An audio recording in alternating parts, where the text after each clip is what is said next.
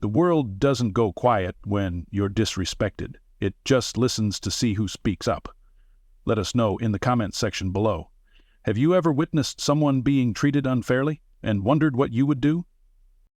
The worn-out soles of Denzel McConaughey's boots moved with the rhythm of a man who had marched across continents but now only wanted a seat. Not a throne, not a stage, just a simple chair to rest in before his connecting flight home. The straps of his duffel cut into his shoulder, softened only by years of calloused skin, a lifetime of duty carved into his frame, back straight, chin level, eyes that had seen too much and yet gave away so little. He didn't walk with pride. He walked with purpose. As he stepped into Skyspan Airlines' Priority Sky Lounge, no one looked up.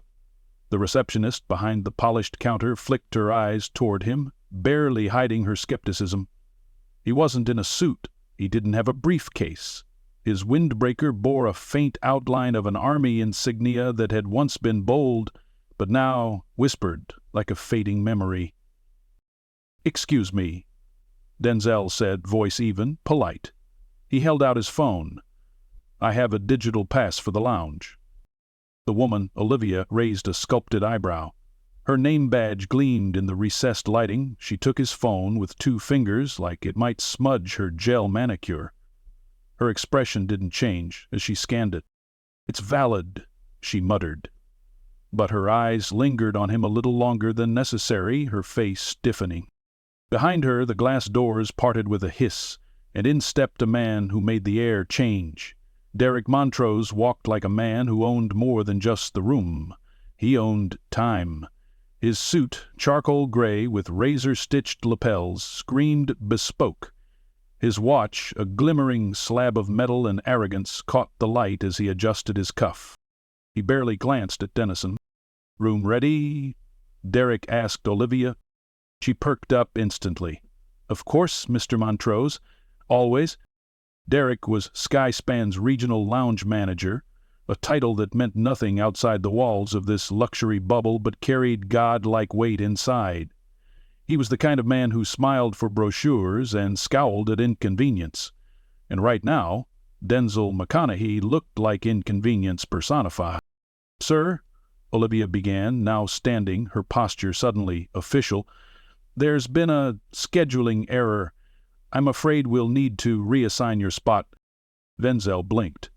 "Reassign my spot?" "Yes," she said crisply. "You've been selected for a courtesy voucher instead. A $50 meal credit and access to our main concourse seating." He studied her face. Calmly. No anger, just a quiet calculation. "My pass is still valid." "Yes, but unfortunately..." She glanced behind her. Derek was nodding subtly. That told her everything.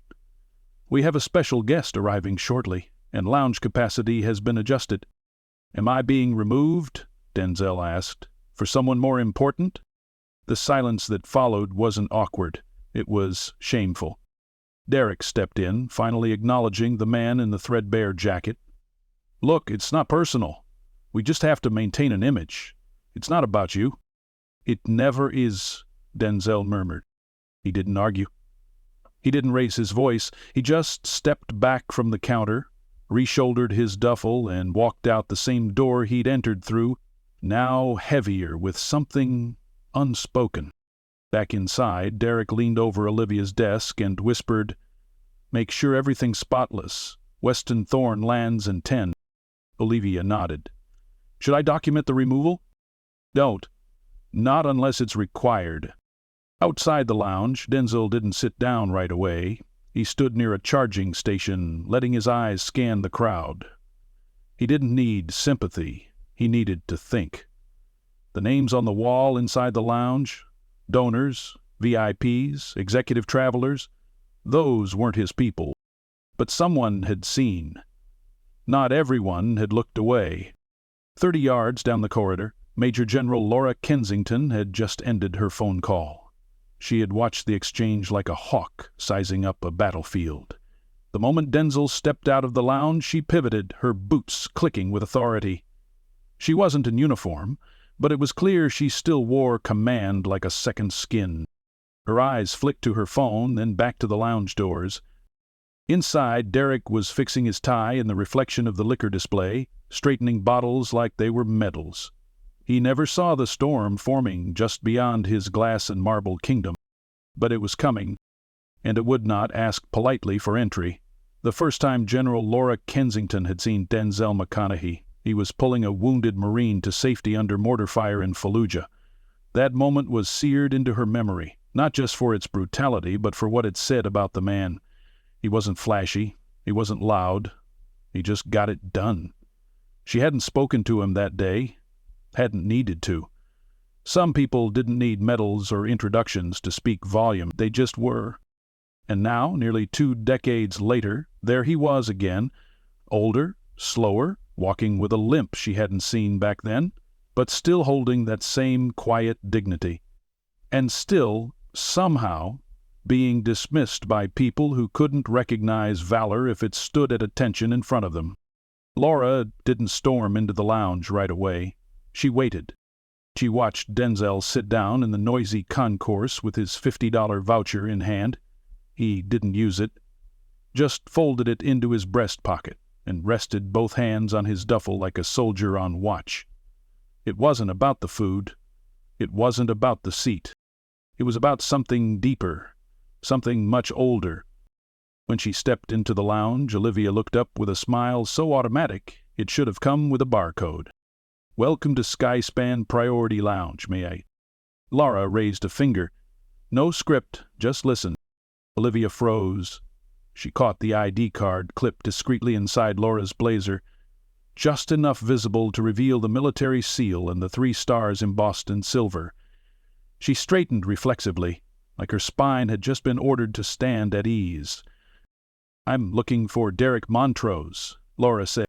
"Right away, ma'am. He's just over by the bar speaking with one of the incoming guests." "Not anymore." Derek didn't even see her coming until she was 3 feet away. She stopped, hands clasped behind her back, just long enough for his polished corporate grin to flicker. "Can I help you?" he said, glancing down at her badge. "I'm Derek Montrose, Skyspan Regional Manager for—" "I know who you are." "Well, great, then perhaps we can—" "You removed a guest?"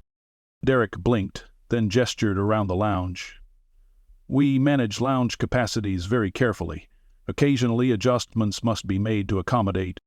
"You removed a retired first sergeant with a valid access pass," she said, her voice sharp and clear, drawing glances from nearby travelers.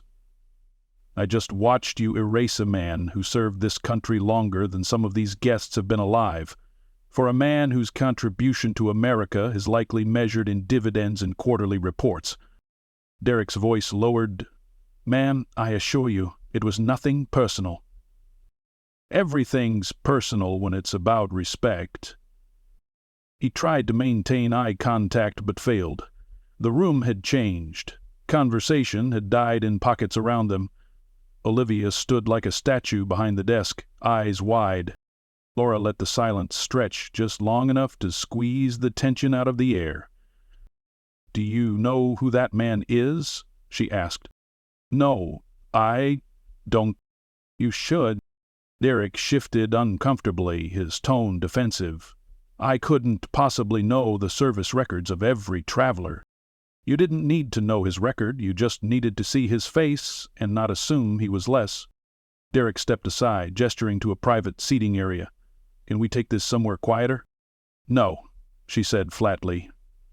"You've already made this public. I'll honor that decision." And with that she turned, walked back through the lounge doors, every step deliberate, measured. She crossed the terminal's gray carpet and approached Denzel, still sitting exactly where he had landed, like a man choosing not to flinch from what the world was throwing at him. He looked up, and for a moment something flickered across his face. Recognition, then understanding. "Ma'am," he said, and started to rise. "Don't," she said. "Just sit." He sat.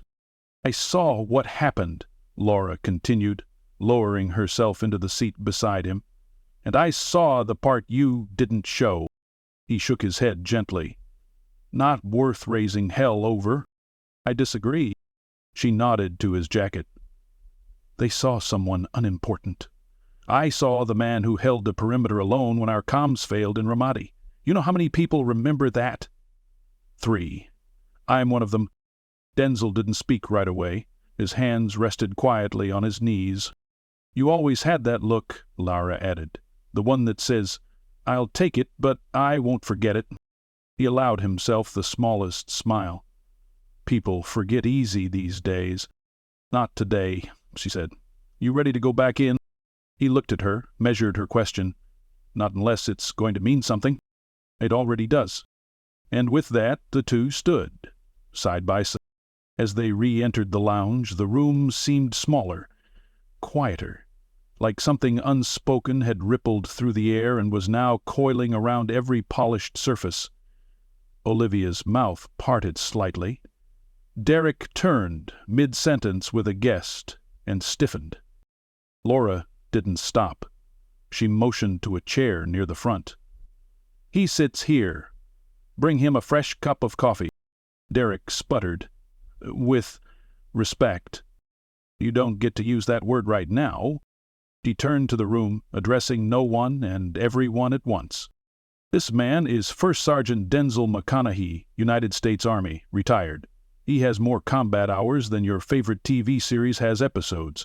He has stood watch in lands most people can't pronounce and saved lives without ever demanding applause. And he was removed, politely of course, to accommodate someone wealthier." A pause. "You all watched it happen. I did too. But I'm correcting my mistake. The rest of you, you'll have to decide for yourselves what kind of people you are."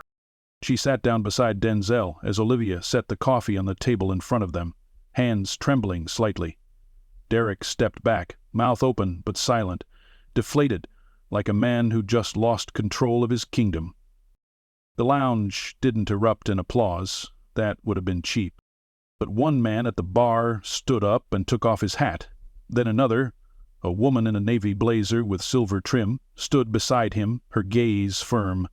A moment later, an elderly man near the fireplace lifted his phone and started recording. Not the confrontation, the presence. Denzel reached for his coffee finally and took a sip. He didn't speak, didn't grandstand. He didn't need to. He was home now, in a place that had been taken from him and handed back, not with guilt, but with clarity.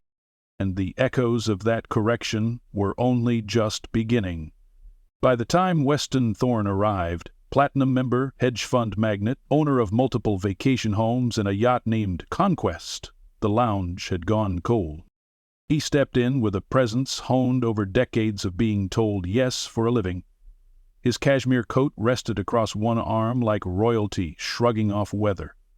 The moment his designer shoes crossed the lounge threshold, Derek Montrose swept in beside him like a concierge, desperate to erase a mess before the king saw it.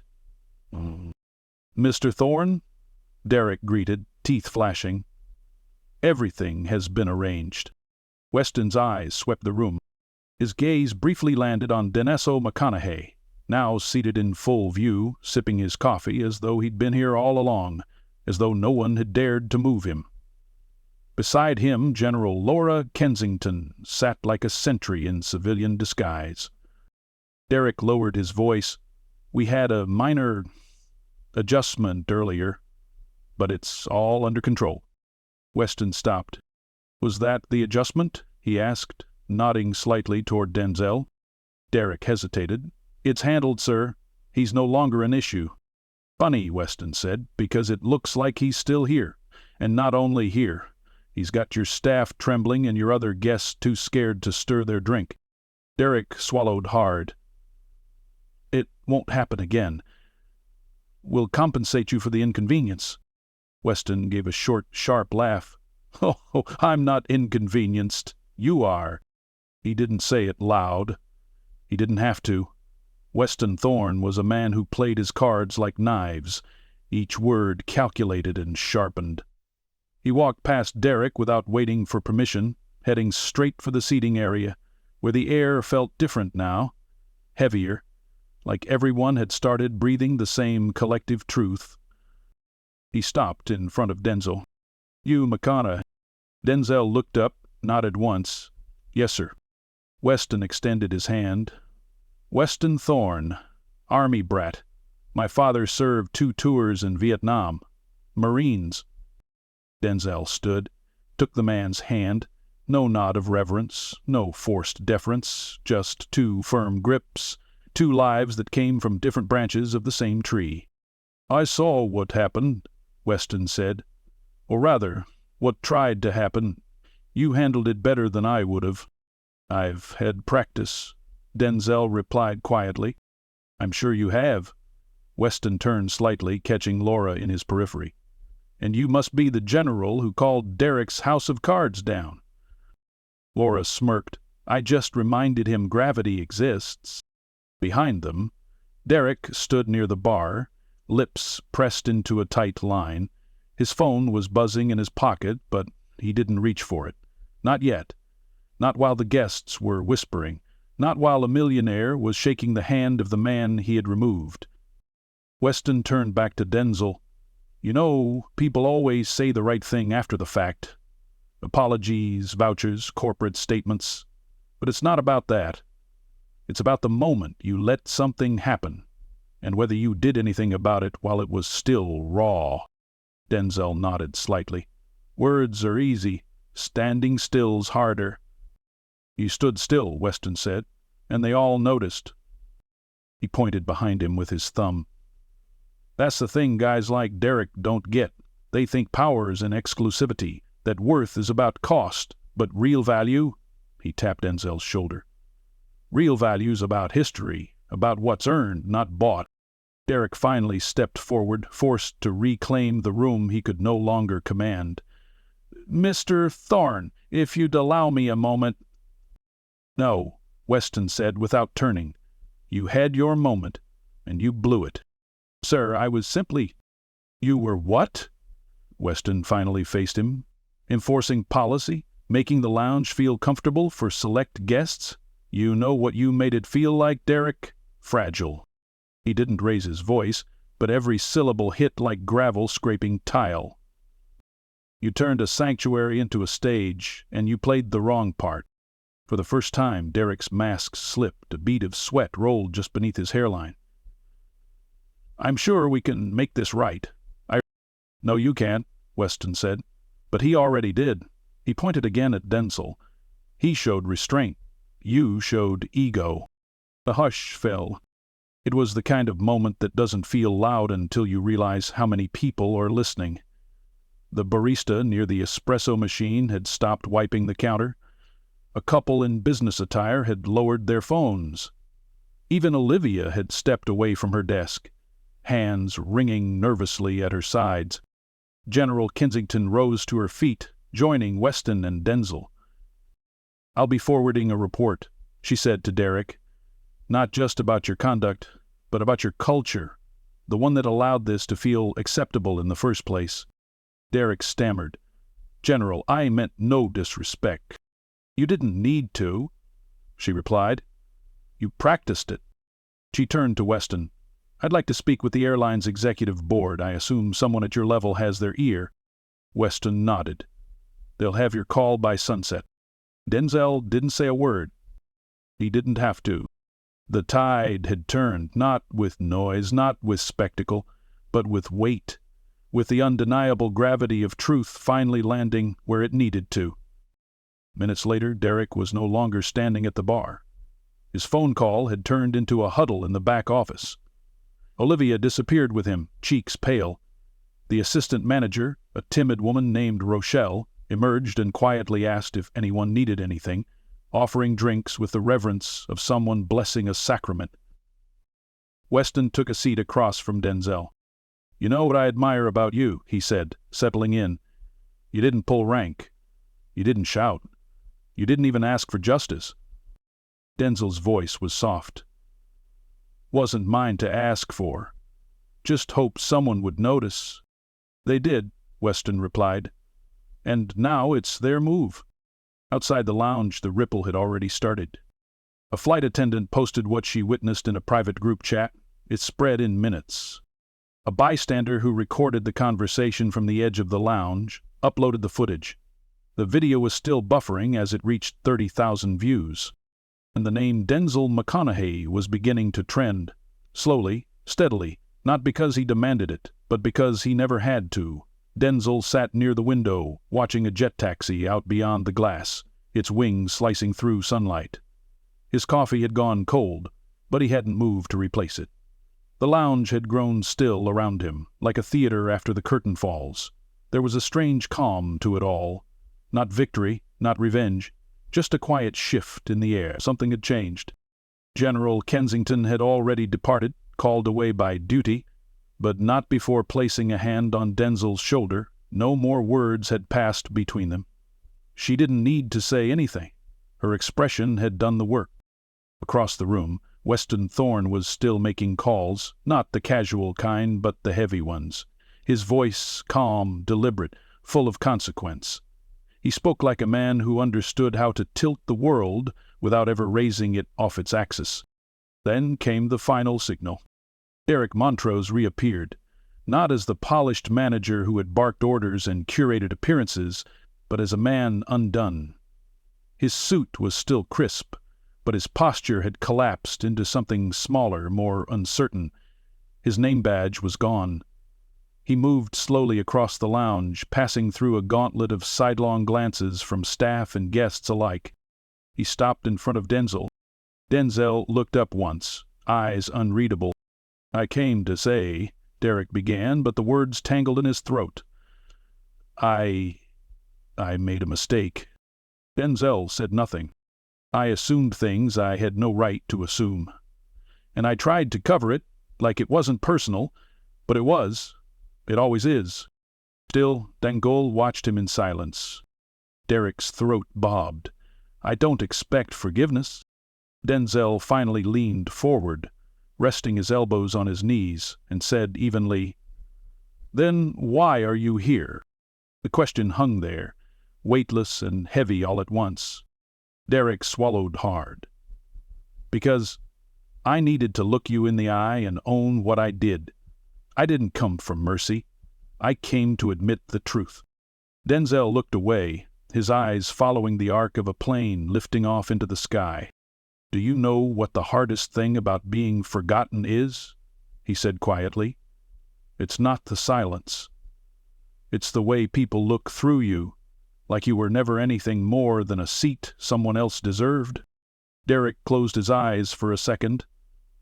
"I see that now." Denzel stood. He wasn't towering, wasn't menacing, just solid, unmoved. He took a breath like he'd just laid down a memory and was choosing whether to pick it up again. "I don't want you fired," Denzel said. Derek's eyes widened. "What?" "I don't want you fired. I want you changed. If I cost you your job, you walk away thinking you were the victim. That's not a win for anyone." "But you weren't the first," Denzel said, cutting him off. "And you won't be the last. But maybe you can be the one who learned something and passed it on." Derek stood there, stunned. "And if you do get fired," Denzel added, "then let it be because you didn't learn, not because you embarrassed your company in front of a man with 1,000,000 followers." Denzel picked up his duffel. He didn't say goodbye. He didn't have to.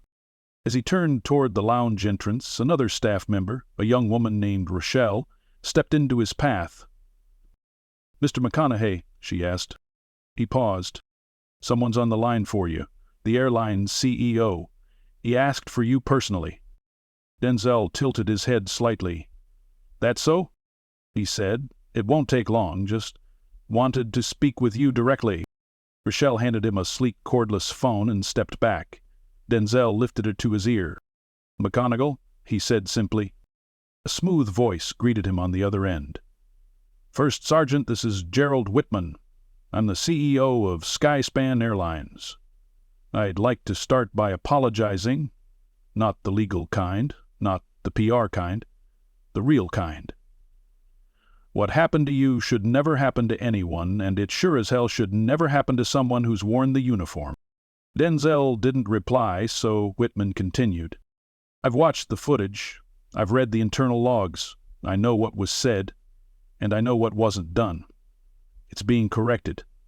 Derek Montrose is no longer with us by his own resignation, but that's not why I'm calling. Denzel raised an eyebrow. I want to offer you a permanent lifetime Skyspan access pass, all domestic and international lounges, no exploration. And I want to ask your permission to hang your name in our flagship lounges on a plaque. Not to exploit you, but to remind our staff and our customers that some seats are already earned. That respect is not up for auction. There was a pause. Then, quietly, Denzel said, "You want to hang my name on the wall?" "Yes, sir," Whitman replied. "And I'd like to invite you to speak to our board, if you're willing. Not for a photo op, for a culture shift." Denzel let the silence stretch, then nodded once, as though the man on the other end could see it. "All right," he said, "but only if it's my words, not yours." "Of course," Whitman replied. "We'll be honored to hear them." Denzel handed the phone back to Rochelle. Then he walked out of the lounge. As he stepped into the concourse, the whispers began again, not of pity, but of reverence.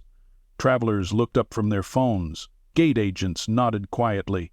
A child, maybe 8 years old, tugged on his father's sleeve and asked, "Who is that man?" The father leaned in, spoke softly, but Denzel caught it anyway.